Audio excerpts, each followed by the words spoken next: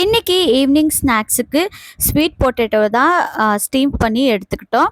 இந்த ஸ்வீட் பொட்டேட்டோவை நல்லா ஒரு 2-3 டைம்ஸ்க்கு நான் நல்லா வாஷ் பண்ணிட்டேன். ஏன்னா நல்லா ஃப்ரெஷ்ஷாக இருந்ததால் அது மண் நிறைய இருந்துச்சு.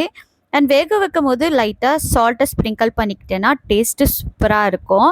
அண்ட் அதுக்கப்புறமா நான் வந்துட்டு இதை ஒரு 2 விசிலுக்கு தான் ஸ்டீம் பண்ணி எடுத்துப்பேன். அண்ட் அதுக்கப்புறம் டீ போடுறதுக்கு பால் ஒரு பக்கம் காய்ச்சி வச்சுக்கலாம் அப்படின்னு பால் எடுத்து ஒரு கிண்ணத்துல ஊற்றிக்கிட்டேன் நான். அண்ட் இந்த ஷீட்டு பார்த்தாலே தெரியும். நான் இந்த ஷீட்டை வந்துட்டு ஃப்ளிப்கார்ட்டில் தான் ஆர்டர் பண்ணியிருந்தேன். இது ஆல்ரெடி நான் சொல்லியிருப்பேன், இந்த வால்பேப்பர் ஆர்டர் பண்ணியிருந்தேன்னு.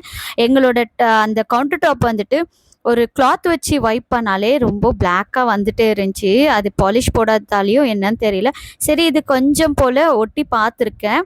இது அப்படியே ஸ்டிக் ஆச்சுன்னா ஓகே, நான் ஃபர்தராக ஃபுல்லாகவே ஒட்டிடலான்ற ஒரு ஐடியாவில் இருக்கேன்.